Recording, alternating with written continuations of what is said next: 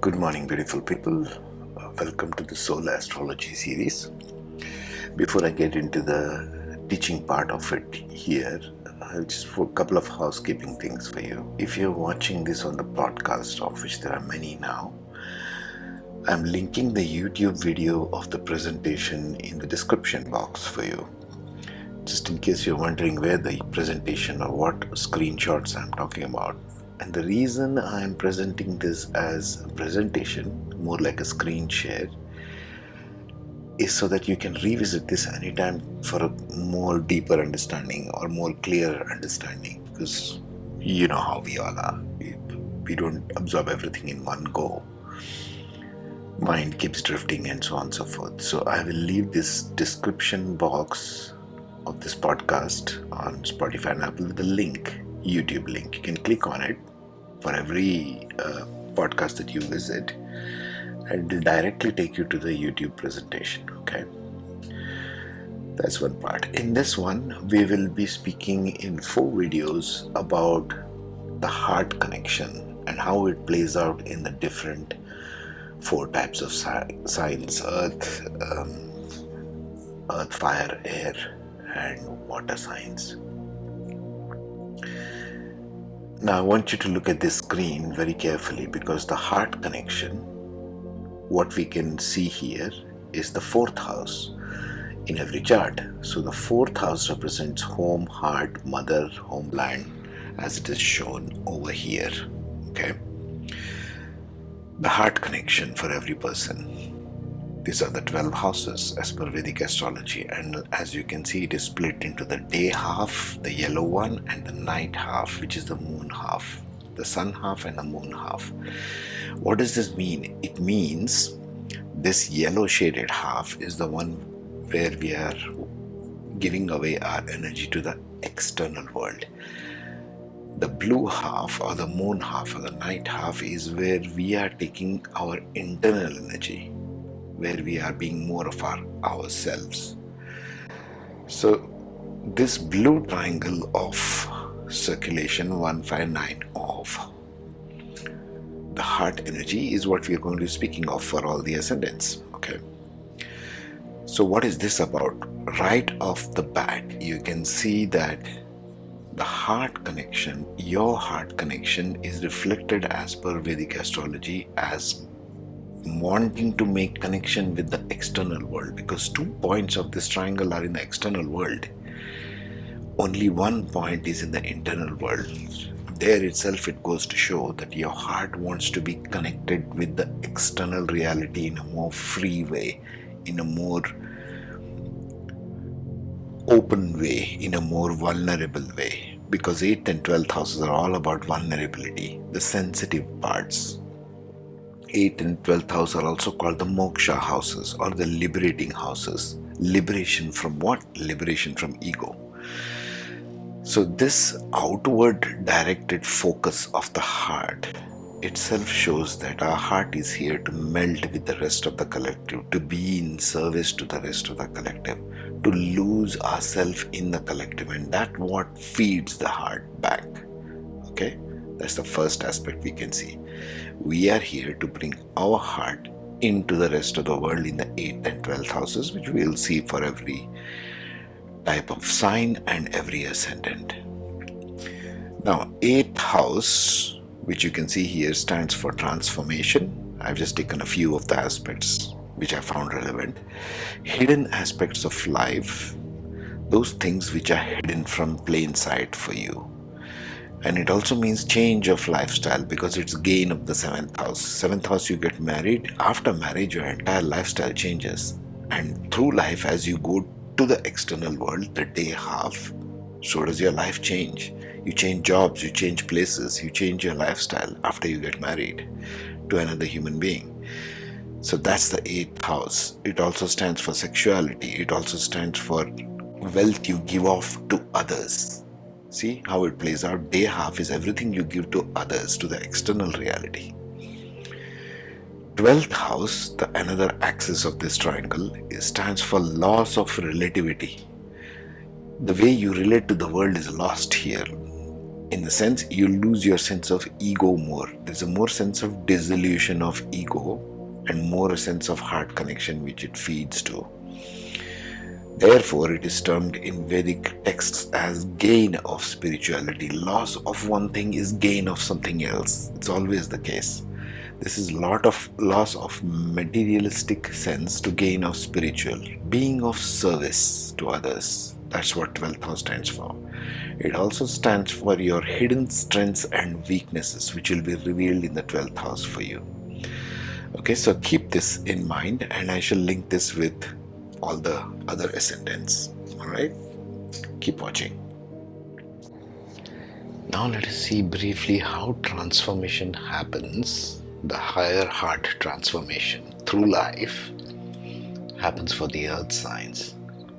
To begin with Taurus, they have Rajas and Artha in the first house. That means they are recognizing constantly their resources and abilities. They are hunting for this. But their heart and the earth signs' hearts are basically in Dharma. This is very beautiful in and of itself. Dharma means seeking the highest ideal. Dharma people are, or Dharma energy is very, very idealistic. They're seeking for the highest ideal. And the beautiful thing about this is it falls in all the earth signs as Dharma.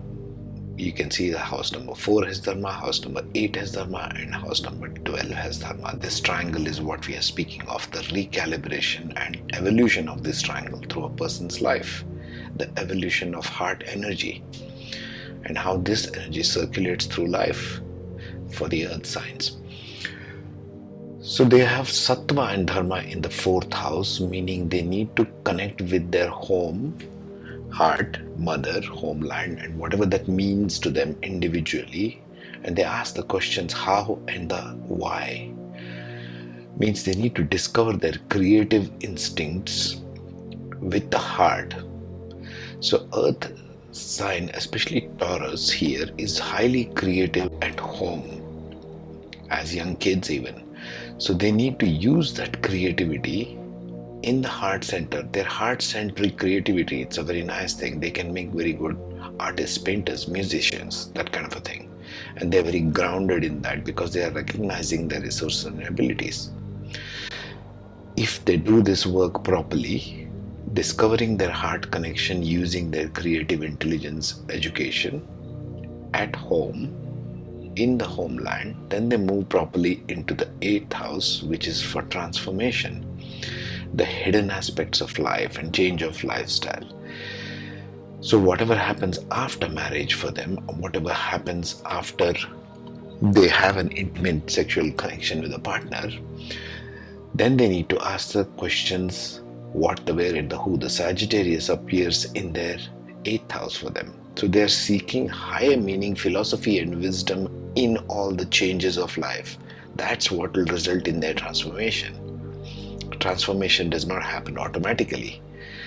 It has to be engaged with consciously in many respects. Otherwise, life is just going to drag you around by the wheels. So for the Taurus transformation to happen in a nicer way, they need to ask philosophical meaning and wisdom for them in their intimate relationships, in their ups and downs of life. Let's say you have gains and losses in terms of business, in terms of wealth. That also comes in the 8th house. Sudden changes in lifestyle happen. You might move places. So this unpredictability which happens in the external world for Taurus, because it happens in the day, will take them to the last point of evolution, because 8th house, like we said, is the bridge point for heart transformation. All transformation has to begin with the 8th house for everyone. And that leads you to the path of spirituality. That leads you to a gentle letting go of ego, your sense of relativity, how you relate to the environment around you. It results in gain of spirituality and service, which in Taurus case becomes Rajas and Dharma. It's a moving energy. They will constantly change their idea and the path and purpose and direction to themselves because of this, because they gain higher wisdom here. If they work with this, then they move on to knowing what their purpose, path and direction is. And that in turn gives them a new meaning for what home and what heart means to them, how they can further use their creative intelligence. So this triangle feeds upon itself in this way for the Taurus. Next comes a Virgo on our list.